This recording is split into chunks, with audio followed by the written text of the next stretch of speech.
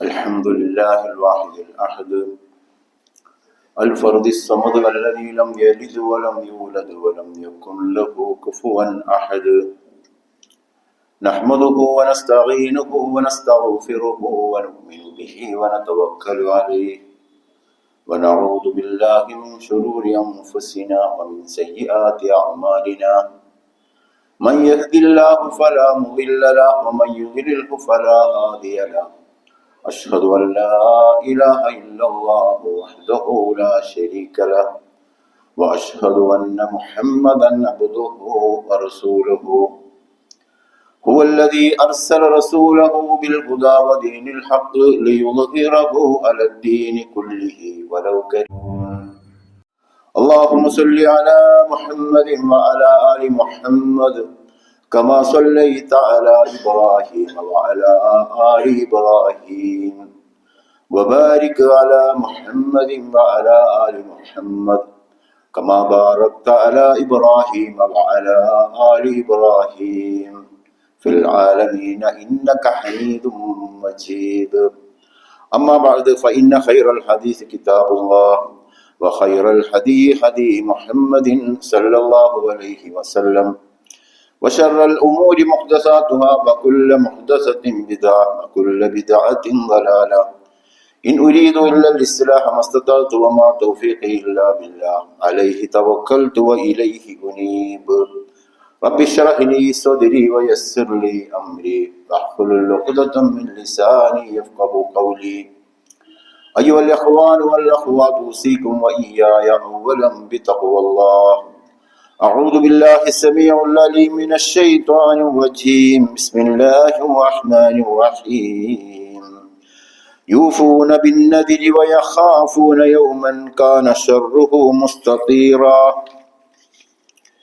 ويطعمون الطعام على حبه مسكينا ويتيما وأسيرا إنما نطعمكم لوجه الله لا نريد منكم جزاء ولا شكورا إنا نخاف من ربنا يوما عبوسا قمطريرا فوقاهم الله شر ذلك اليوم ولقاهم نظرة وسرورا وجزاهم بما صبروا جنة وحريرا صدق الله العلي അള്ളാഹുവിൻ്റെ ദീനിലെ സത്യവിശ്വാസികളായ സഹോദരങ്ങളെ സഹോദരികളെ, റബ്ബ് സുബ്ഹാനഹു തആലയുടെ വിധിവിലക്കുകൾ ജീവിതത്തിന്റെ നിഖില മേഖലകളിലും മുറുകെ പിടിച്ച് തഖ്വയോടുകൂടി ജീവിക്കണമെന്ന് ആദ്യം എന്നോടും അതോടൊപ്പം നിങ്ങളോടും ഓർമ്മപ്പെടുത്തുകയാണ്, വസിയത്ത് ചെയ്യുകയാണ്. അല്ലാഹു സുബ്ഹാനഹു തആല നമ്മെയും നമ്മളുടെ കുടുംബങ്ങളെയും അവന്റെ ജന്നാത്തിൽ ഫിർദൗസിൽ ഒരുമിച്ച് കൂട്ടി നമ്മെ അനുഗ്രഹിക്കുമാറാവട്ടെ. അതിനുതകുന്ന കർമ്മങ്ങൾ ചെയ്തുകൊണ്ട് അവനെ ഏറെ സന്തോഷത്തോടുകൂടി കണ്ടുമുട്ടുവാൻ നമ്മെ തുണക്കുമാറാവട്ടെ. നമുക്കറിയാം, നമ്മുടെ നാട് കേരളത്തിൽ വളരെയധികം പ്രധാനപ്പെട്ട ഗ്രാമാന്തരങ്ങളെ ിലേക്കാണ് നീങ്ങിക്കൊണ്ടിരിക്കുന്നത്.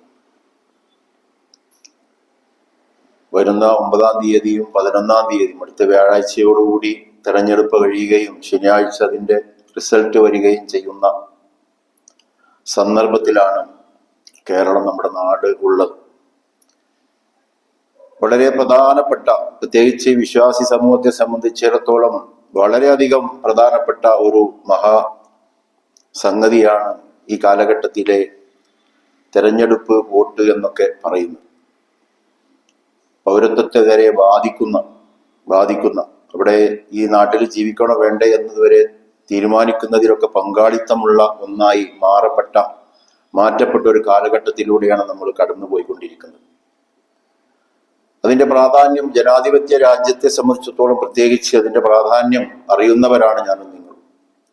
ഇന്നത്തെ പത്രത്തിൽ കാണാൻ സാധിച്ചത് 3 ദിവസത്തെ അവധി കൊടുക്കണമെന്ന് ഭരണകൂടം പ്രഖ്യാപിച്ചത് കാണാൻ സാധിക്കും.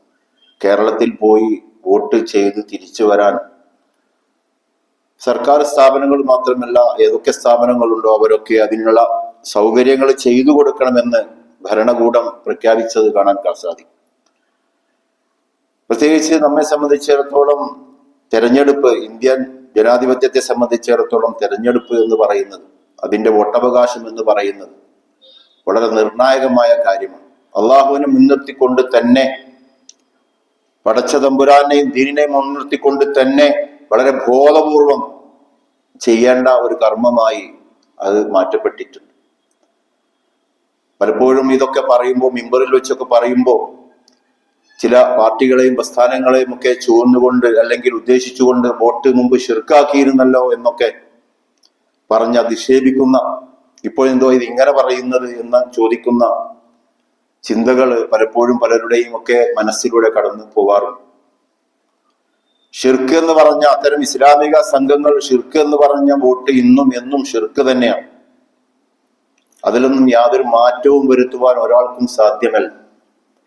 അത് ഏത് തരം വോട്ടാണ് എന്ന് ഇസ്ലാമികമായി തന്നെ പഠിച്ച് മനസ്സിലാക്കാൻ നമുക്ക് സാധിച്ചാൽ അത് നമുക്ക് മനസ്സിലാവും. ഏതൊരു കർമ്മത്തിലും ഷിർക്കുണ്ട്, നമസ്കാരത്തിൽ ഉൾപ്പെടെ. നമസ്കാരം ജനങ്ങളെ കാണിക്കുവാൻ വേണ്ടിയാണെങ്കിൽ ഏറ്റവും വലിയ വൈലെന്ന ചെരു എന്നാണ് ദർസിലൊക്കെ പഠിപ്പിക്കുന്നത്. ഹുവൈലുൽ മുസല്ലീൻ, നമസ്കരിക്കുന്നവർക്ക് വൈലെന്ന ചെരു. വൈലെന്ന ചെരു എന്ന് പറഞ്ഞാൽ ദർസ് ഭാഷയിൽ നരകത്തിലെ ഏറ്റവും വലിയ അടിത്തട്ടിലാണ് അവൻ എത്തുക എന്നാണ്. അത്രയും വലിയ നാശം നമസ്കാരത്തിൽ തന്നെ വെച്ചിട്ടുണ്ട്. എന്നാൽ അതേ നമസ്കാരം തന്നെയാണ് വിശ്വാസിയെ സ്വർഗത്തിൽ എത്തിക്കുന്നത്. ഇത് എല്ലാ കർമ്മങ്ങൾക്കും ബാധകമാണ്. ജനങ്ങളെ കാണിക്കുവാൻ വേണ്ടിയിട്ടാണ് മിമ്പറിൽ വെച്ച് ഖുതുബ പറയുന്നത് എങ്കിൽ, അല്ലെങ്കിൽ തന്റെ താല്പര്യത്തിന് വേണ്ടിയിട്ടാണ് ഖുതുബ പറയുന്നത് എങ്കിൽ അത് കൊടിയ ശിർക്കാണ്. ലോകമാന്യം ജനങ്ങളെ കാണിക്കുക എന്നൊക്കെ പറയുന്നത്, അതേപോലെ അത് അല്ലാഹു സുബ്ഹാനഹു വ തആല വളരെ കോപകരമായി കണ്ട കാര്യമാണ്. ജനങ്ങളെ കാണിക്കുക, അതുകൊണ്ടാണ് അവന് നാശം എന്നൊക്കെ പറയാനുള്ള കാരണം. സ്വന്തം ഇച്ഛക്ക് വേണ്ടി പ്രവർത്തിച്ചാലും അത് ശിർക്കാണ്. സ്വന്തം താല്പര്യത്തിനനുസരിച്ച് കാര്യങ്ങളെ നീക്കിക്കഴിഞ്ഞാൽ അത് ശിർക്കാണ്. വിശുദ്ധ ഖുർആൻ പറയുന്നുണ്ട് പല താല്പര്യം. ഇച്ഛയെ, സ്വന്തം ഇഷ്ടത്തെ ഇലാഹാക്കിയവനെ കണ്ടോ നീ? അറഅയ്ത മൻ ഇത്തഖദ ഇലാഹു ഹവ. സ്വന്തം ഇച്ഛയെ ഇലാഹാക്കിയവനെ കണ്ടോ? അവന്റെ ഇഷ്ടത്തിന് അവനതൊക്കെ ചെയ്യുന്നത്.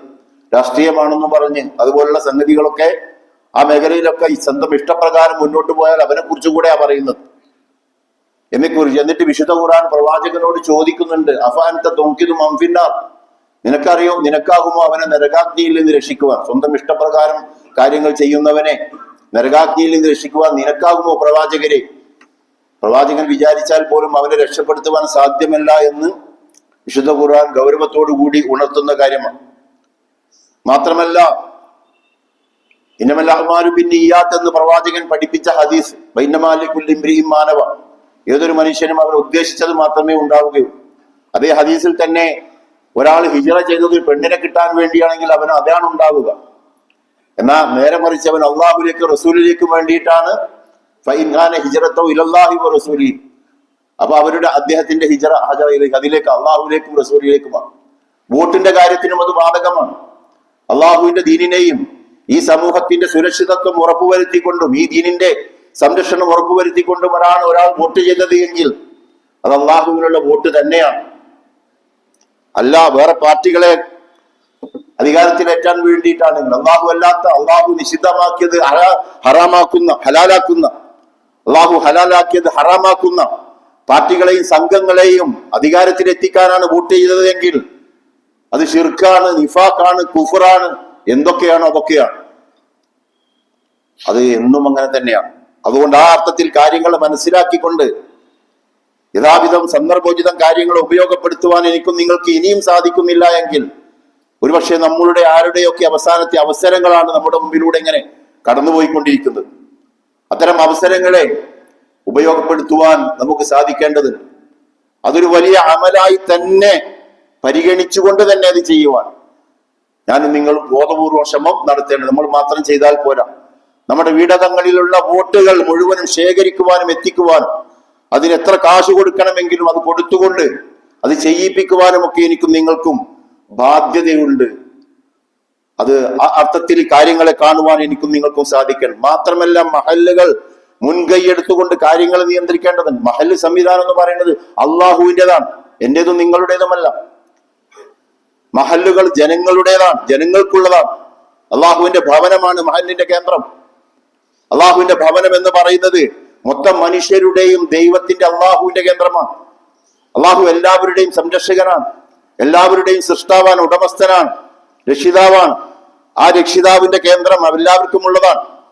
അതുകൊണ്ട് ജനങ്ങൾക്ക്, അതുകൊണ്ടാണ് കിബിലയെ കുറിച്ച്, കഅബയെ കുറിച്ച് ഏറ്റവും എല്ലാ പള്ളികളുടെയും എല്ലാ മഹല്ല് കേന്ദ്രങ്ങളുടെയും കിബിലയാണല്ലോ മസ്ജിദുൽ ഹറം എന്ന് പറയുന്നത്, കഅബ എന്ന് പറയുന്നത്. ഇന്ന അവ്വല ബൈത്തിൻ വുദിഅ ലിന്നാസ്, ജനങ്ങൾക്ക് വേണ്ടിയാണ്. ആ ജനങ്ങൾക്ക് വേണ്ടി നിർമ്മിക്കപ്പെട്ട, അതിലേക്ക് തിരിഞ്ഞു നിൽക്കുന്ന മുഴുവൻ ഭവനങ്ങളും അള്ളാഹുവിൻ്റെതാണ്. മഹലിന് ചില ചുമതലകളുണ്ട്. തന്റെ കീഴിലുള്ള ആളുകളെ എല്ലാ അർത്ഥത്തിലും സംരക്ഷിക്കുക, അവർക്ക് വേണ്ട എന്തൊക്കെ കാര്യങ്ങളുണ്ടോ അതൊക്കെ ഭംഗിയായി എത്തിച്ചു കൊടുക്കുക, അത് നിർവഹിക്കുക എന്നത് ഓരോ മഹലിന്റെയും നിർബന്ധമായ ബാധ്യതയാണ്. അത് അന്വേഷിക്കുവാനും ആലോചിക്കുവാനും അതേപോലെ കൂടി ആലോചിക്കുവാനും സമയമില്ല എങ്കിൽ, അതിന് താല്പര്യവും മനസ്സും അവസരവും ഇല്ല എങ്കിൽ വിട്ടൊഴിഞ്ഞു കൊടുക്കണം ആ പള്ളിയും സംവിധാനങ്ങളെയും. എന്നിട്ട് അതിന് പറ്റുന്ന ആളുകളിലേക്ക് അത് കൈമാറി ഉത്തരവാദിത്തങ്ങൾ നിർവഹിക്കേണ്ടതുണ്ട്. തന്റെ ജോലിയിലേക്ക് പോയിക്കൊണ്ട് ജനങ്ങളുടെ മുഴുവൻ അവകാശം നിഷേധിക്കപ്പെടുന്ന ഒരവസ്ഥ ഇല്ല എന്ന് ഉറപ്പുവരുത്തുവാൻ ഞാനും നിങ്ങളും ബാധ്യസ്ഥരാണ്. അള്ളാഹു അതിനെക്കുറിച്ച് ചോദ്യം ചെയ്യപ്പെടുക തന്നെ ചെയ്യും. അതുകൊണ്ട് മഹല്ലുകളെ നിഷ്കളങ്കമായി അതിന് സമർപ്പിതരായി മാറിക്കൊണ്ട് മഹല്ല് കാര്യങ്ങൾ നിർവഹിക്കേണ്ടതുണ്ട്. മഹല്ലിനോട് ജാതി നോക്കാൻ പറഞ്ഞിട്ടില്ല, മതം നോക്കാൻ പറഞ്ഞിട്ടില്ല, അതേപോലെ തന്നെ കറുത്തവനോ വെളുത്തവനെ നോക്കാൻ പറഞ്ഞിട്ടില്ല, മനുഷ്യരാണ് നോക്കാൻ പറഞ്ഞിരിക്കുന്നത്. മാത്രമല്ല മഹല്ല് എന്നൊക്കെ പറയുന്നത് ഇസ്ലാമിക ഭരണകൂടം വളർന്ന് അതിന്റെ മുഴുവൻ നേതൃത്വമായി ഇസ്ലാമിക ഭരണകൂടമാണ് എങ്കിൽ ആ ഭരണകൂടത്തോട് അല്ലാഹു റസൂലും പഠിപ്പിച്ചിട്ടുണ്ട്, പട്ടിക്ക് വെള്ളം കിട്ടിയോ എന്ന് ഉറപ്പുവരുത്തണം. പട്ടിയുടെ വെള്ളം പോലും ഉറപ്പുവരുത്താതെ ഒരുത്തൻ നമസ്കരിച്ചത് കൊണ്ട് കാര്യമില്ല. പൂച്ചയെ കെട്ടിയിട്ടുണ്ടെങ്കിൽ അവൾ എത്ര നമസ്കരിച്ചാലും അവളിൽ നിന്ന് ആ പൂച്ചയെ വിമോചിപ്പിക്കണം, അവൾ നരകത്തിന് അവകാശിയാണെന്ന് പറഞ്ഞിട്ടുണ്ട്. യൂഫ്രട്ടീസ് നദീതീരത്ത് ഒരു ആട്ടിൻകുട്ടിയാണെങ്കിലും പട്ടിണി കിടന്നാൽ മറുപടി പറയേണ്ടി വരും അല്ലാഹുവിന്റെ മുമ്പിൽ. ഇവിടെ ജാതിയും മതവും ഇല്ലല്ലോ ആടിന്. പിന്നെ അതിനേക്കാളും ഉയർന്ന ജീവിയായ മനുഷ്യന്റെ കാര്യത്തിൽ എങ്ങനെയാ ഞാനും നിങ്ങളും ജാതിയും മതവും നോക്കുക? അതുകൊണ്ട് മഹല്ലിന്റെ ബാധ്യത അത് ചെറിയ യൂണിറ്റുകളാണ്, ഇസ്ലാമിന്റെ അടിസ്ഥാന യൂണിറ്റുകളാണ്. എന്താണ് അവിടെ ചെയ്യേണ്ടത്? ആ മഹല്ല് കേന്ദ്രീകരിച്ചുകൊണ്ട് നാട്ടിലേക്ക് ഇറങ്ങണം. മഹല്ല് കേന്ദ്രീകരിച്ചുകൊണ്ട് ഗ്രാമാന്തരങ്ങളിലേക്കും വീടുവിടകങ്ങളിലേക്കും കയറി ചെല്ലണം. എന്നിട്ട് അവരുടെ ആവശ്യങ്ങൾ നിർവഹിക്കുവാൻ വിശുദ്ധ ഖുർആൻ അതിശക്തമായിട്ടാണ് ആവശ്യപ്പെടുന്നത്. അള്ളാഹുവിനെ മുൻനിർത്തി നിർവഹിക്കണം. അള്ളാഹുവിനെ മുൻനിർത്തി, അത് അള്ളാഹു നിർബന്ധമാക്കിയ കാര്യമാണ്, ഐച്ഛികമല്ല. ഇത്തരം ഒരാളുടെ ആവശ്യം നിർവഹിക്കാൻ പോകുന്ന 40 ദിവസം എന്റെ പള്ളിയിൽ പ്രവാചകൻ പറഞ്ഞു, അതാണ് മസ്ജിദ് നബവി. ആ മസ്ജിദ് നബവിയിൽ 40 ദിവസം ഇത്തികാഫിരിക്കുന്നതിലും പുണ്യം അതിനാണ് കേട്ടോ. ആ ഇത്തികാഫിനേക്കാളും എത്രയോ പുണ്യം അതിനുണ്ട്. അതൊരുത്തൻ നിർവഹിക്കാതെ വന്ന് ഇത്തികാഫിരുന്നാൽ പോലും അത് സ്വീകാര്യമല്ല എന്നാണ് അതിന്റെ മറുവശം. ഇത്തികാഫിന് പ്രതിഫലമില്ല എന്നതല്ല, കാരണം ഇത് നിർവഹിച്ചു കൊണ്ടുവേണം ഇത്തികാഫിരിക്കുവാൻ. അതുകൊണ്ട് ആ അർത്ഥത്തിൽ പുണ്യകരമായ പ്രവർത്തനം ആയിട്ട് കാര്യങ്ങളെ കാണാൻ നമുക്ക് സാധിക്കേണ്ടതുണ്ട്. അതുകൊണ്ടാണ് വിശുദ്ധ ഖുർആൻ ഞാൻ നിങ്ങളുടെ മുമ്പിൽ ഓതി കേൾപ്പിച്ച സൂറത്ത് ദഹർ, ഇൻസാൻ എന്നും ആ സൂറത്തിന് പേരുണ്ട്. മനുഷ്യൻ എന്നാണ് അതിന്റെ അധ്യായത്തിന്റെ പേര്. അല്ലെങ്കിൽ തെറിക്കപ്പെട്ട ബീജത്തിൽ നിന്ന് രൂപപ്പെട്ടവൻ, അവനെ കുറിച്ച് പറയുന്ന ആയത്തിൽ അല്ലാഹു സുബ്ഹാനഹു വ തആല പറയുകയാണ്, യൂഫൂന ബിന്നദിരി വയഖാഫൂന യൗമൻ കാന ശർറുഹു മുസ്തതീറ. അവർ ഇഹത്തിൽ തങ്ങളുടെ നേർച്ചകൾ നിറവേറ്റുകയും സർവത്ര ആപത്ത് ഗ്രസിക്കുന്ന ഭീകരമായ നാളിനെ ഭയപ്പെടുകയും ചെയ്യുന്ന പരത്തിലാകാം. ഇന്നാണ്ട് മരിച്ചു കഴിഞ്ഞാൽ ഒരു വല്ലാത്തൊരു ലോകത്തേക്കാണ് മനുഷ്യൻ എത്തിപ്പെടുന്നത് എന്ന് വിശുദ്ധ ഖുർആൻ പഠിപ്പിക്കുന്നുണ്ട്. അത് അനുഗ്രഹീതമായ രോഗമെങ്ങാനും ആവുന്നില്ല എങ്കിൽ ഭീകരമാണ്, കൊടുംഭീകരമാണ്. നമുക്കത് പറഞ്ഞാൽ അത് തിരിയില്ല, കാരണം അത്രയും കൊടൂരമായ ശിക്ഷയാണ്. വമാ അദ്റാക്കമായ ഉമ്മിദ്ദീൻ സുമ്മമാ അദ്റാക്കമായ ഉമ്മിദ്ദീൻ. അന്ത്യനാളിനെ കുറിച്ച് അല്ലാഹു സുബ്ഹാനഹു വ തആല ചോദിക്കുന്നുണ്ട്, സുമ്മമാ അദ്റാക്കമാ, നിനക്ക് എന്താണോ മനസ്സിലായത് എന്ന് ചോദിക്കുന്നുണ്ട്. അത്ര ഭീകരമായ കൊടൂരമായ ബോധം കെടുമാർ, ഖലീഫാക്കളെ ബോധം കെടുക്കുമാർ ഭീകരമായ നാളിനെ ഭയപ്പെടുന്ന ആളുകളാണ് സത്യവിശ്വാസികൾ എന്ന് പറയുന്നത്.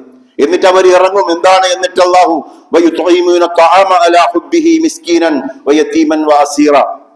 ആ സജ്ജനം അള്ളാഹുവിനോടുള്ള സ്നേഹത്താൽ, അത് അടിവരടണം, വേറെ ഏതോ പാർട്ടിയോടോ സംഘത്തോടോ ഉള്ള സ്നേഹത്താലല്ല, അള്ളാഹുവിനോടുള്ള സ്നേഹത്താൽ അഗതികൾക്കും അനാഥകൾക്കും ബന്ധിതർക്കും തടയപ്പെട്ടവർക്കും ഭക്ഷണം നൽകുന്നവർ, വിഭവം നൽകുന്നു. അള്ളാഹുവിന്റെ പേരിൽ വാർഡുകളിൽ ഗ്രാമാന്തരം വീടാന്തരം ഇറങ്ങിയിട്ട് പള്ളിയിൽ നിന്ന് ശേഖരിച്ച് അവർ വീടകങ്ങളിലേക്ക് ചെന്ന് അള്ളാഹുവിന്റെ പേരിലുള്ള ഭക്ഷണം അവർക്ക് എത്തിച്ചു കൊടുക്കുന്നു എന്നതാണ്. ഇന്നമാനുത്തഇമുക്കും ലിവജ്ഹില്ലാ. എന്നിട്ട് അവർ പറയും, ഞങ്ങൾക്കൊരു പാർട്ടി താല്പര്യവുമില്ല, ഒരു കക്ഷിത്വ താല്പര്യവുമില്ല, ഞങ്ങളൊരു പ്രത്യേക ഗ്രൂപ്പുമല്ല, ഞങ്ങൾ ഒരൊറ്റ കാര്യത്താലാണ് നിങ്ങൾക്ക് ഈ നൽകിക്കൊണ്ടിരിക്കുന്നത്, ഒരൊറ്റ കാര്യത്തിലാണ്. ഇന്നമാനുത്തഇമുക്കും ലിവജ്ഹില്ലാ, ഞങ്ങൾ നിങ്ങളെ ഊട്ടുന്നത് അള്ളാഹുവിന്റെ പ്രീതിക്ക് വേണ്ടി മാത്രമാകും, അള്ളാഹുവിന്റെ പ്രീതിക്ക് വേണ്ടി. ഇത് നമ്മുടെ ഈ കർണാടകയിലും ബാധകമാണ്. ബാംഗ്ലൂർ നാട്ടിലെ കാര്യം മാത്രമല്ല. ഞാൻ ഇന്ന് സുബഹിക്ക് ഒരു പള്ളിയിലെത്താൻ സാധിച്ചു. വലിയ പള്ളിയാണ്, ശിവാജി നഗറിലെ ഏറ്റവും പ്രധാനപ്പെട്ട ഒരു പള്ളി, അതായത് കൊമേഴ്ഷ്യൽ സ്ട്രീറ്റിന്റെ നേരെ ഓപ്പോസിറ്റുള്ള വലിയൊരു പള്ളി. അവിടെ എത്തിപ്പെട്ടപ്പോ അവിടെ യഥാർത്ഥത്തിൽ ഒരു കുട്ടിയില്ല എന്ന് തന്നെ പറയാൻ പറ്റും. തുറന്നിട്ടിട്ടുണ്ട് അൽഹംദുലില്ലാ. അങ്ങനെ അവസാനം 6 മണിക്കാണ് നമസ്കാരം. കുറെ ആളുകൾ വരുമെന്നാണ് എന്റെ പ്രതീക്ഷ. വലിയ പള്ളിയാണല്ലോ, കൊട്ടാരം പോലുള്ള പള്ളി. എങ്ങനെ പറയാൻ പറ്റും? ചില എന്താണ് പറയാ, മസ്ജിദ് നബവിന്റെ ഒക്കെ ചില ഭാഗങ്ങളാണ്, മസ്ജിദുൽ ഹറമിന്റെ ഒക്കെ ചില ഭാഗങ്ങളാണ് തോന്നുന്ന രീതിയിൽ വലിയ പള്ളി, വലിയ ഉന്നതരുടെ ഗേഹവും കൂടിയാണ്. പക്ഷേ ഒരു സഫിന് പോലും ആളില്ലാത്ത പള്ളി, ഇല്ലാത്തൊരവസ്ഥയാണ്. ഒരു സഫിന് പോലും, ഇതാണ് അവസ്ഥ. എന്നിട്ടോ അവിടെ സക്കാത്ത് എന്ന് പറയേണ്ടത് അറിയ പോലും ഇല്ല. ഞാൻ അന്വേഷിച്ചു, അങ്ങനെ ഒരു സംഗതി തന്നെ അറിയില്ല. അങ്ങനെ ഒരു സംഗതി, അത് ആരോ ഇവിടെ മദ്രസക്കൊക്കെ പിരിവ് നടത്തുമ്പോൾ അതിന് കൊടുക്കുന്ന പേരാണ് സക്കാത്ത് എന്ന് പറയും. അപ്പൊ പറഞ്ഞു വരുന്നത് എന്താണ്? പള്ളി എന്തിന്റെ കേന്ദ്രമായിരിക്കണം? ആ പ്രദേശത്തൊക്കെ ഒരുപാട് പാവങ്ങളുണ്ട്. റോഡകങ്ങളിൽ കിടക്കുന്ന മനുഷ്യന്മാരുണ്ട്, റോഡിൽ കിടക്കുന്ന മനുഷ്യന്മാർ. ആ ആളുകളൊക്കെ തെരഞ്ഞു പിടിച്ച് അങ്ങോട്ട് ചെന്നിട്ട് അവരെ ഊട്ടുന്നവരാണ്. ഊട്ടിയിട്ട് പറയും, അവർക്ക് വേണ്ട വസ്ത്രവും ഭക്ഷണവും പാർപ്പിടവും ഒക്കെ ഒരുക്കി കൊടുത്തുകൊണ്ട് പറയും, ഇത് നിങ്ങളോടുള്ള ഇഷ്ടം കൊണ്ടല്ല, ഞങ്ങൾ ഒരൊറ്റ കാരണത്താലാണ് ഞങ്ങൾ ഇത് ചെയ്യുന്നത്. ഇന്നമാനുത്തഇമുക്കും ലിവജ്ഹില്ലാ, റബ്ബിന്റെ പ്രീതി മാത്രമാണ്. ലാ നുരീദു മിൻകും ജസാഅൻ വലാ ശുകൂറ, ഞങ്ങൾ നിങ്ങളിൽ നിന്ന് ഇതിന്റെ പേരിൽ ഒരു പ്രതിഫലമോ കണിക പോലും ഞങ്ങൾ ഉദ്ദേശിക്കുന്നില്ല. മാത്രമല്ല വലാ ശുകൂറ, ഒരു നന്ദി വാക്ക് പോലും, താങ്ക്സ് ഒന്ന് കിട്ടിയിട്ട്, ഇത്ര വലിയ വിഭവം, ബിരിയാണി പൊതിയും അതേപോലെ ഭക്ഷണവും കിറ്റും അതേപോലെ സംഗതികളൊക്കെ കിട്ടിയിട്ട്, ഒരുപാട് വീടുക്കാനുള്ള കാശൊക്കെ കിട്ടിയിട്ട് ഒരു നന്ദി വാക്ക് പോലും പറഞ്ഞില്ലല്ലോ എന്ന് പറയില്ല ഞങ്ങൾ. കാരണം ഞങ്ങളത് ആഗ്രഹിച്ചാൽ ഞങ്ങളുടെ വജ്ഹ് തെറ്റിപ്പോയി. വജ്ഹത്തു വജ്ഹിയല്ലദീ ഫതറസ് സമാവാതി വൽ അർള ഹനീഫൻ മുസ്ലിമൻ എന്നത് തെറ്റിപ്പോകും. ഹനീഫൻ മുസ്ലിമൻ ആവില്ല ഞങ്ങൾ. അതുകൊണ്ട് വലാ ശുകൂറ, നന്ദി വാക്ക് പോലും ഞങ്ങൾ പ്രതീക്ഷിക്കാൻ പാടില്ല, പ്രതീക്ഷിക്കില്ല. ഞങ്ങൾ വിശ്വാസികളാണ് എന്ന് പറയുന്ന തരത്തിലുള്ള ഇറങ്ങിച്ചെല്ലൽ, ആ ഇറങ്ങിച്ചെല്ലിന് പ്രസക്തിയില്ല എന്നാണോ പറയുന്നത്? ഈ വാർഡുകളിലും പഞ്ചായത്തുകളിലും അതേപോലെ ഈ സംഗതികളിലൊന്നും പ്രസക്തിയില്ല എന്നോ പറയുന്നത്? അവിടെ രാഷ്ട്രീയം കൊണ്ടുവരണ്ടാണ്, ഇത് രാഷ്ട്രീയമാണെന്നാ പറയുന്നത് ഈ തീറ്റിക്കൽ. അതുകൊണ്ട് സഹോദരങ്ങളെ, ഗുരുതരமான വിഷയം, ഗൗരവമുള്ളതാണ് വിഷയം. അതുകൊണ്ടാണ് അല്ലാഹു സുബ്ഹാനഹു വ തആല തുറന്നു പറയുന്നത്. എന്താണെന്നറിയോ ഞങ്ങളെ അതിന് പ്രേരിപ്പിക്കുന്നത്? വാർഡ് ഗ്രാമാന്തരം ഇറങ്ങി വരാൻ, ഞങ്ങളെ വോട്ടല്ലാത്ത അവസ്ഥയിലും എല്ലാ കാലഘട്ടത്തിലും എല്ലാ സമയത്തും ഇറങ്ങി വരുന്ന സംഘമായി മാറാൻ ഞങ്ങളെ പ്രേരിപ്പിക്കുന്നത് എന്നാണ്. ഞങ്ങളുടെ നാദങ്കൽ നിങ്ങളുടെ ഘോരമായ വിപത്ത് പിടികൂടുന്ന സുദീർഘമായ ഒരു നാളിനെ ഭയപ്പെടുന്നു. സുദീർഘമായ നാളാണ്. കുറച്ച് ദിവസത്തെ ഏതോ ഒരു മൂന്നോ രണ്ടോ മാസത്തെ ജയിൽ ശിക്ഷയല്ല. പല പീഡന നടത്തിയ ആളുകൾക്കും അറസ്റ്റ് ചെയ്തു എന്നൊക്കെ പറയുന്ന ആളുകളൊക്കെ പുറത്തിറങ്ങി നടക്കുന്ന അങ്ങനെ ഒരു അവസ്ഥയല്ല. ഒരിക്കലും വിട്ടുകൊഴിയാത്ത സുദീർഘമായ ഒരു ശിക്ഷ, ഭയാനകമായ ഒരു ശിക്ഷ വരുന്നതിന്, ഘോരമായ വിപത്ത് അത് പിടികൂടുന്ന സുദീർഘമായ നാളിനെ ഓർത്തുകൊണ്ടുള്ള ഭയപ്പെടുന്നവരാണ് ഞങ്ങൾ. അതുകൊണ്ടാണ് ഞങ്ങൾ നിങ്ങളുടെ അടുത്തേക്ക് ഇത് വരുന്നത്, ഈ കിറ്റുമായി ഈ സന്ദേശവുമായി നിങ്ങളുടെ അടുത്തേക്ക് വരുന്നത്. അതിനാൽ ആ നാളിലെ വിപത്തുകളിൽ നിന്ന് അള്ളാഹു അവരെ കാത്തരുളും. അതിനാൽ ഇത് കൊണ്ടുകൊടുക്കാതെ, ഈ അർത്ഥത്തിൽ ഇറങ്ങിച്ചെല്ലാതെ, അള്ളാഹുവിന്റെ വജ്ഹ് ഉദ്ദേശിച്ചുകൊണ്ട് കാര്യങ്ങളിലേക്ക് ഇറങ്ങി ഗ്രാമാന്തരങ്ങളുടെ പ്രശ്നങ്ങൾ പരിഹരിക്കാതെ അള്ളാഹു ആ നാളിൽ രക്ഷപ്പെടുത്തി കളയുമെന്ന് വിചാരിക്കേണ്ടതില്ല. കാരണം അതുകൊണ്ടാണ് റസൂൽ പറഞ്ഞത്, 40 ദിവസം ഇത്തികാഫിരുന്നാലും കിട്ടാൻ പോകുന്നില്ല നിങ്ങൾക്ക് ഈ ഒരാളുടെ ആവശ്യം നിർവഹിക്കുന്ന പുണ്യം എന്ന് പറയാനുള്ള കാരണം അതാണ്. അത് നിർവഹിക്കാത്തവനോടല്ല ഇത്തികാഫിരിക്കാൻ പറഞ്ഞിരിക്കുന്നത്, അത് നിർവഹിക്കുന്നവനോടാണ്. വല്ലാ കൊല്ലം 365 ദിവസവും അങ്ങനെ നിർവഹിക്കുമ്പോ ഒരു 10 ദിവസം അവൻ അവസരം കൊടുക്കുകയാണ് റമദാനിലൊക്കെ, അതേപോലെ ഇടക്ക്. പക്ഷേ അത് നിർവഹിക്കാത്തവനോട് ഇത്തികാഫിരിക്കാൻ പറഞ്ഞിട്ടില്ല. അവനത് ബാധകവുമല്ല, അവൻ ഇരുന്നിട്ട് കാര്യവുമില്ല. കാരണം എന്താണ്? അള്ളാഹുവിന്റെ വജ്ഹ് ഉദ്ദേശിച്ചുകൊണ്ട് ജനങ്ങളുടെ ആവശ്യങ്ങളിലേക്ക് ഇറങ്ങിത്തിരിക്കാത്ത ഇത്തികാഫ് അള്ളാഹു സ്വീകാര്യമല്ല. അതുകൊണ്ട് അള്ളാഹു സുബ്ഹാനഹു വ തആല അവർക്ക് മാത്രമല്ല, അള്ളാഹു സുബ്ഹാനഹു വ തആല വലഖാഹും നദറതൻ വസുറൂറ, അവർക്ക് അവൻ പ്രസന്നതയും സന്തുഷ്ടിയും പ്രദാനം ചെയ്യും. ആ നാളിനെ ഭയപ്പെട്ടുകൊണ്ട് അതിനാൽ ആ നാളിലെ വിപത്തുകളിൽ നിന്ന് അള്ളാഹു അവരെ കാത്തരുളുന്നു. അതിനാൽ കാത്തരുളുന്നു. അവർക്ക് അവൻ പ്രസന്നതയും സന്തുഷ്ടിയും പ്രദാനം ചെയ്യും. വളരെ ഹാപ്പി ആയിരിക്കും അവർ.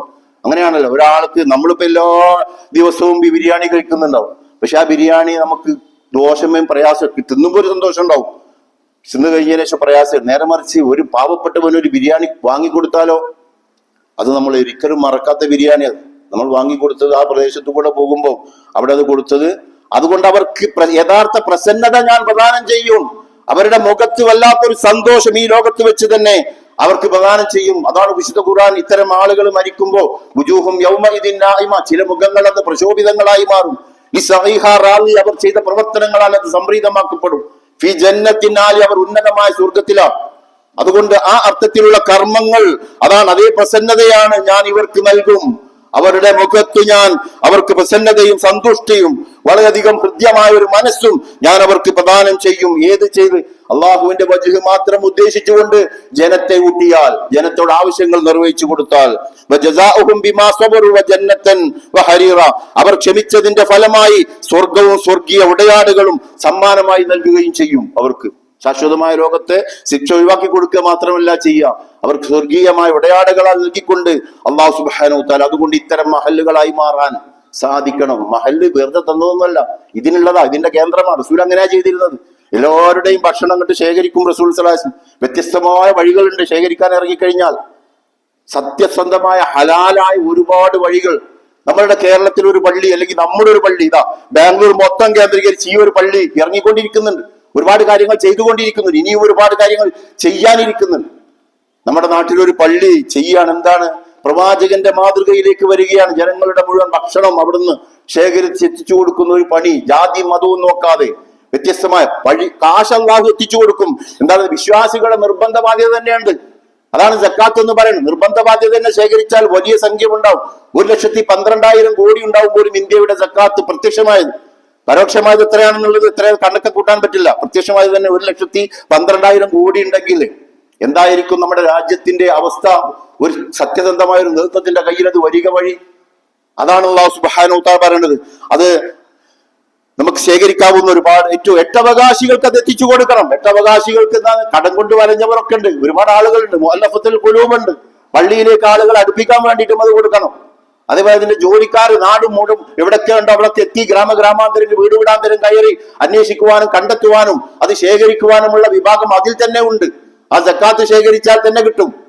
അതേപോലെ തന്നെ ഇസ്ലാമിക പ്രവർത്തനം, ഇസ്ലാമിന്റെ സന്ദേശം, അള്ളാഹുവിന്റെ വജ്ഹ് മാത്രം ഉദ്ദേശിച്ചുകൊണ്ടുള്ള അതുകൊണ്ടുള്ള പ്രതിഫലവും സ്വർഗത്തെക്കുറിച്ചും അറിയുവാനുള്ള ഇസ്ലാമിക പ്രവർത്തനത്തിനുള്ള ഫണ്ടും അതിൽ തന്നെ വെച്ചിട്ടുണ്ട് അള്ളാഹു സുബ്ഹാനഹു വ തആല.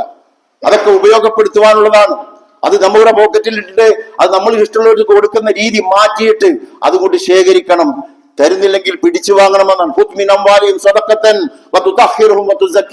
നിങ്ങൾ വിശുദ്ധ ഖുർആന്റെ കൽപ്പനയാണ്, നിങ്ങൾ സമ്പത്ത് പിടിച്ചെടുക്കണം, എന്നിട്ട് അവരെ ശുദ്ധീകരിക്കുകയും അവരെ വളർത്തുകയും ചെയ്യേ എന്ന് വിശുദ്ധ ഖുർആൻ പറഞ്ഞതാണ്. അതുകൊണ്ട് അതൊരു വഴിയാണ്. മാത്രമല്ല ഐച്ഛിക ദാനങ്ങൾ ധാരാളമുണ്ട്. നിർബന്ധമായ ഐച്ഛിക ദാനങ്ങൾ തന്നെ, ഐച്ഛിക ദാനങ്ങൾ പുറമെ ഐച്ഛിക ദാനങ്ങൾ ധാരാളമുണ്ട്.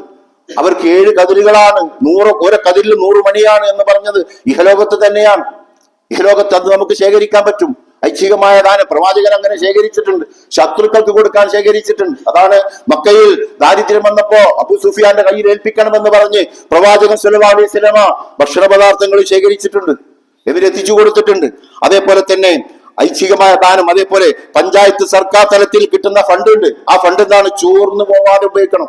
ചോർന്നു പോവാന്ന് പറഞ്ഞാൽ എന്താണ്? നമുക്കറിയാൻ സാധിക്കും, 10 ലക്ഷം പാസ്സായാൽ 1 ലക്ഷമേ നാട്ടിലേക്ക് എത്തുകയുള്ളൂ. ബാക്കി 9 ലക്ഷവും ചോരുന്ന അവസ്ഥയാണ്. അത്രയും അവസ്ഥ, ഭീകരമായ അവസ്ഥയാണ്, ചോർത്തപ്പെടുന്ന അവസ്ഥ. അത് മാറ്റിയിട്ട് എന്ത് വേണം? കമ്മീഷനോ കൈക്കൂലികളോ അതേപോലെ അഴിമതിയോ ധൂർത്തോ ധാരാളിത്തവും ഇല്ലാതെ മുഴുവൻ ആളുകൾക്കും അവകാശികൾക്കും ഈ ഫണ്ട് ശേഖരിച്ച് നൽകുന്ന ഒരു പണി ചെയ്യേണ്ടതില്ല എന്നാണോ പറയുന്നത്? അതിനർത്ഥമില്ല എന്നാണോ പറയുന്നത്? ഇസ്ലാമിക മാർഗത്തിൽ അള്ളാഹുവിന്റെ വജ്ഹ് ഉദ്ദേശിച്ചുകൊണ്ടല്ലേ ഇത് ചെയ്യേണ്ടത്. വേറെ ഏതെങ്കിലും വജ്ഹ് ഉദ്ദേശിച്ച് ചെയ്താൽ എന്തായിരിക്കും അതിന്റെ അവസ്ഥ? പരിശോധിക്കേണ്ടതാണ്. അതേപോലെ തന്നെ NGO-കളുണ്ട്, അവരിൽ നിന്ന് സ്വീകരിക്കാൻ പറ്റും. ഒരുപാട് NGO-കളുണ്ട്.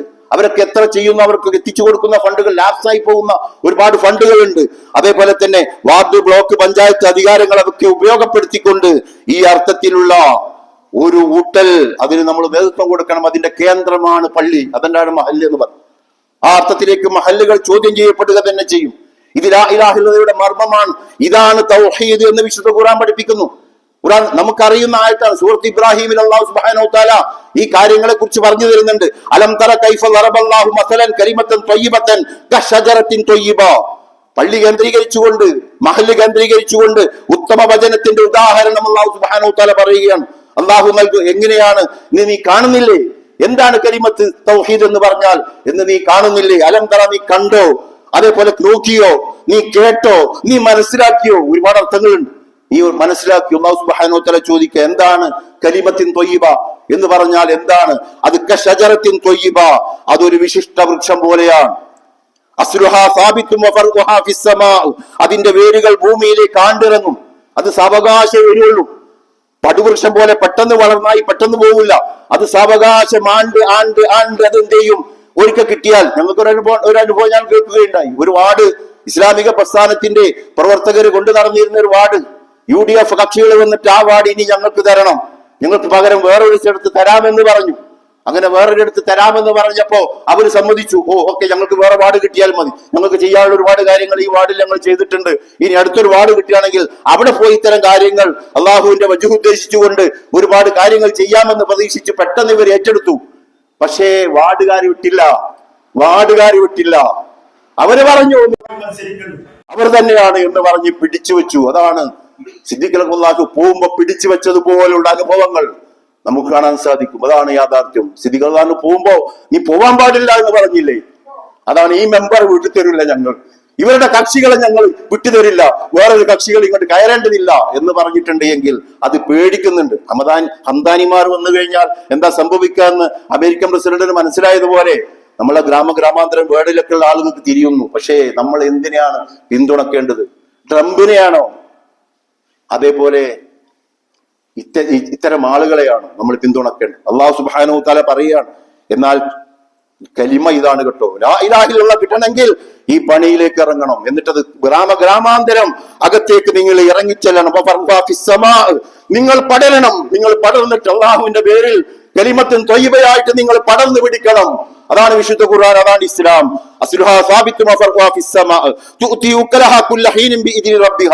ശാശ്വതമായ എല്ലാ കാലത്തും അത് തന്റെ നാഥന്റെ അടിവരടണം. നാഥൻ കമ്മ്യൂണിസ്റ്റോ സോഷ്യലിസ്റ്റോ ജനാധിപത്യമോ മതേതരത്വോ വിട്ടോ അങ്ങനെ ഒന്നുമല്ല.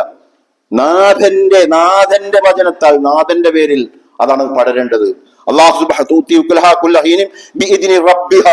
അള്ളാഹുവിന്റെ ഇതിനോട് കൂടിയിട്ട് അതെന്ത് ചെയ്യണം? ആ രാജ്യത്തും നാട്ടിലും പടർന്ന് പന്തലിക്കേണ്ടതുണ്ട്. എന്നിട്ട് അല്ലാഹു സുബ്ഹാനഹു തആല പറയും, എന്തിനാണ് ഈ കലിമത്തിൻ ത്വയ്യിബയെ ഞാൻ ഇങ്ങനെ പറഞ്ഞു തരുന്നത്? ഈ ജനത്തിന് ഇത് പറഞ്ഞു കൊടുക്കുന്നത് എന്താണെന്നറിയോ? അവരൊന്ന് ചിന്തിച്ചെങ്കിലോ. എന്താണ് ലാ ഇലാഹ ഇല്ലല്ലാഹ് എന്ന് യഥാർത്ഥത്തിൽ അത് എന്താണ് എന്ന് ഈ ജനതയൊന്ന് ആലോചിച്ചെങ്കിലോ എന്നാണ്. അവർ ചിന്തിച്ചെങ്കിലോ എന്ന് കരുതിയിട്ടാണ് ഞാൻ ഈ ഉദാഹരണമൊക്കെ നിങ്ങളുടെ വെക്കുന്നത്. എന്നാൽ ഇന്ന് അതല്ല നടക്കുന്നുകൊണ്ടിരിക്കുന്നത്. അള്ളാഹു അടുത്ത ആയത്തിൽ പറയാം, ഇന്ന് നടന്നുകൊണ്ടിരിക്കുന്നത് എന്താണ് എന്ന് അള്ളാഹു പറയുന്നു.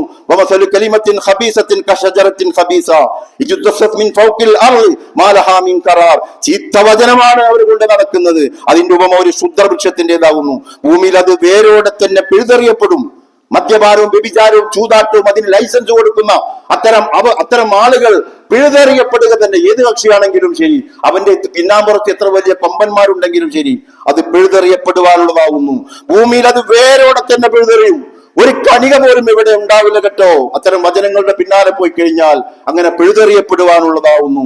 അതിന്റെ ഉറപ്പ്, അതിനെ ഉറപ്പിച്ചു നിർത്തുന്ന ഒന്നും തന്നെ ഉണ്ടാവുകയില്ല. ഫറോവയെ എറിഞ്ഞതുപോലെ, നമ്രൂദിനെ എറിഞ്ഞതുപോലെ, അബൂലഹബിനെയും ഉത്ബത്തിനെയും ശൈബത്തിനെയും എറിഞ്ഞതുപോലെ അല്ലാഹു സുബ്ഹാനഹു തആല ഭൂമുഖത്തിൽ നിന്ന് ഒരുത്തനും അതിന്റെ പാരമ്പര്യം അവകാശപ്പെടാനില്ലാത്ത വിധം പിഴുതെറിയുവാനുള്ളതാണ് എന്ന് അല്ലാഹു സുബ്ഹാനഹു തആല പറയുന്നു.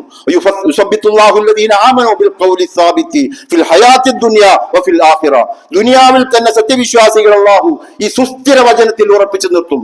അല്ലാഹു ചെയ്യുന്നവൻ ദുനിയാവിലാണ് ആദ്യം പറയുന്നത്. ദുനിയാവിനെയും സുസ്ഥിര വചനത്തിൽ ലാ ഇലാഹ ഇല്ലല്ലാഹയുടെ സുസ്ഥിര വചനത്താൽ അല്ലാഹു സുബ്ഹാനഹു വ തആല ഉറപ്പിച്ചു നിർത്തുന്നു, സ്ഥൈര്യമായി നിൽക്കുന്നു.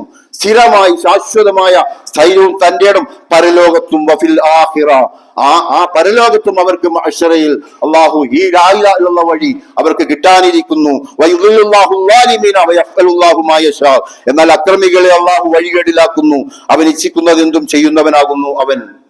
എത്ര സ്പഷ്ടമാണ്, ആർക്കും തിരിയല്ലോ ഇത്. ആലോചിച്ച് നോക്കൂ നിങ്ങൾ. ഇത് ഗൗരവത്തിൽ കൂടി ചിന്തിക്കേണ്ടതില്ലേ നമ്മൾ? ഈ അർത്ഥത്തിലല്ലേ നമ്മൾ സൂറത്തിൽ കഹ്ഫ് ഓതാൻ പറയുന്നുണ്ട് എല്ലാ വെള്ളിയാഴ്ചയും നമ്മൾ ഓതാറുണ്ട്. ഞാനേരെയും ആക്ഷേപിക്കാനോ അധിക്ഷേപിക്കാനോ അല്ല ഈ പറയുന്നത്. പക്ഷെ വലിയ സത്യം, ചില പണ്ഡിതന്മാർ പറയാണ് ഭീകരവാദികളാണ്, അവരോട് കൂടെ ഭയങ്കര മാറ്റം വരുന്നുണ്ട് കേട്ടോ, ഭയങ്കര മാറ്റം. എല്ലാ കക്ഷികളിലും വലിയ മാറ്റം ഉണ്ടായിക്കൊണ്ടിരിക്കുമ്പോ ആ മാറ്റത്തെ കാണാൻ സാധ്യമല്ലാതെ ഇത്തരം കാര്യങ്ങൾ വേണ്ടി ഇറങ്ങിത്തിരിക്കുന്ന ആളുകൾ അവർ ഭീകരവാദികളാണ്, തീവ്രവാദികളാണെന്ന് പറയുന്ന അപൂർവം ചില ആളുകളെ ലക്ഷ്യം വെച്ചുകൊണ്ടാണ് ഞാൻ ഈ സംസാരിക്കുന്നത്. അപൂർവമാണ് അവർ അപൂർവരായി പോവാ. അവർ ചുരുങ്ങി ഇല്ലാതായി പോകുന്നുണ്ട്. ഇതര സമുദായത്തിൽപ്പെട്ട ആളുകളൊക്കെയാണ് ഈ ആശയത്തെ സത്യപ്പെടുത്തിക്കൊണ്ടിരിക്കുന്നത്, അതിലേക്ക് ഒഴുകി വന്നുകൊണ്ടിരിക്കുന്നത്. നേരത്തെ പറഞ്ഞ ഏറ്റവും വലിയ പ്രധാനപ്പെട്ട മേഖലകളിലൊക്കെ അവരാണ്. ഇപ്പോ ഇസ്രായേൽ പ്രധാനമന്ത്രിക്ക് ഇപ്പൊ എവിടേക്കും പോകാൻ പറ്റാത്തൊരവസ്ഥയാണ്. എവിടേക്കും ഫ്ലൈറ്റ് കയറാൻ പറ്റുന്നില്ല. ഏതെങ്കിലുമൊക്കെ രാജ്യത്തിന്റെ മേലെ പറക്കേണ്ടി വരും, അവിടെ തടയപ്പെടും, പ്രശ്നമാക്കപ്പെടും, അല്ലെങ്കിൽ അവിടെ ആക്രമിക്കപ്പെടുമെന്ന് പേടിച്ചിട്ട് മൂപ്പരിങ്ങനെ അകത്തിരിക്കേണ്ട ഗതികേടാണ്. ഇപ്പൊ യാചിക്കുകയാണ്, ചെയ്തു കൂട്ടിയ പാപങ്ങൾക്ക് ഇസ്രായേലിലും നിക്കക്കട്ടിയില്ലാത്ത ഒരവസ്ഥയിൽ. ഇസ്രായേലിലും നിക്കക്കട്ടിയില്ല, അവിടെയുള്ള ആളുകൾ ശിക്ഷിക്കുമെന്ന പേടി കാരണം അവിടുത്തെ ഉന്നതരോട് യാചിച്ച് കഴിഞ്ഞുകൂടുന്നുണ്ട് എങ്കിൽ, അത്തരം അവസ്ഥ അവർക്ക് വന്നിട്ടുണ്ട് എങ്കിൽ അല്ലാഹു സുബ്ഹാനഹു വ തആല ഒരു വരവാണ്. ജനങ്ങൾ കൂട്ടമായി ഇതിലേക്ക് ഒഴുകി വരുന്നത് നിനക്ക് കാണാം. അങ്ങനെ ഒഴുകി വരുമ്പോ അതിൽ ഞാനുണ്ടായിരുന്നു, അതിൽ എന്റെ കയ്യൊപ്പുണ്ട്. ഞാൻ അതിനു വേണ്ടിയിട്ടാണ് എന്റെ വിയർപ്പും അധ്വാനവും കുട്ടികളെയും സന്താനങ്ങളെയും എല്ലാം അള്ളാഹുവിന് വേണ്ടിയിട്ടാണ് എന്ന് സത്യസന്ധമായി പറയാൻ ജനം തയ്യാറായി. ഞാനും നിങ്ങളും നേതൃത്വം കൊടുക്കേണ്ടതുണ്ട്. തഖ്വ പുലർത്തുന്ന ആളുകളുടെ ലീഡർഷിപ്പിലേക്ക് ഞാനും നിങ്ങളും കയറി വരേണ്ടതുണ്ട്. അതിന് ഈ അവസരങ്ങളെ വരുന്ന ദിവസങ്ങൾ 9-ാം തീയതിയും 11-ാം തീയതിയും ഒക്കെ നെയ്യത്തോടുകൂടി തന്നെ ഇറങ്ങി തിരിച്ചിട്ട് ഇത് എങ്ങനെ എനിക്ക് നേടാൻ കഴിയുമെന്ന നെയ്യത്തോടു കൂടി തന്നെ ത്യാഗം സഹിച്ചുകൊണ്ട് തന്നെ അതൊക്കെ പോയി ആ ഉത്തരവാദിത്വം അള്ളാഹുവിന്റെ നാമത്തിൽ നിർവഹിക്കുവാൻ എനിക്കും നിങ്ങൾക്കും മാത്രം സാധിച്ചാൽ പോരാ. ഇന്ത്യൻ മുസ്ലിങ്ങൾക്ക് ലോകത്തുള്ള ഏറ്റവും വലിയ ജനസംഖ്യ, ഈ ജനസംഖ്യക്ക് ഈ ഒരു ബോധം കൈമാറുന്ന പ്രവർത്തനത്തിലും ഞാനും നിങ്ങളും ഉണ്ടാവേണ്ടതുണ്ട്. ഇത്തരം സന്ദർഭങ്ങളെ നമ്മൾ ഉപയോഗപ്പെടുത്തേണ്ടതുണ്ട്. കർണാടകയിലെ ഇസ്ലാമിക സംഘങ്ങൾ അത് ഉപയോഗപ്പെടുത്തിയതിന്റെ പേരിലാണ് ഫാസിസം ഇന്ന് അധികാരത്തിലില്ലാതെ മറ്റു കക്ഷികളെ അധികാരത്തിൽ എത്തിയിട്ടുള്ളത്. അത് നമ്മുടെ നാട്ടിലും ഗ്രാമപ്രദേശങ്ങളിലും ഒക്കെ അത് അനിവാര്യമാണ്. അതുകൊണ്ട് ഇത്തരം സന്ദർഭങ്ങളെ യഥാവിധം പടച്ചവനെ മുൻനിർത്തി അത് ഉപയോഗപ്പെടുത്തുക. അല്ലാഹു സുബ്ഹാനഹു വ തആല നമ്മെ എല്ലാ അർത്ഥത്തിലും അനുഗ്രഹിക്കുമാറാവട്ടെ. അഖൂലു ഖൗലി അസ്തഗ്ഫിറുല്ലാഹ ലി വലക്കും.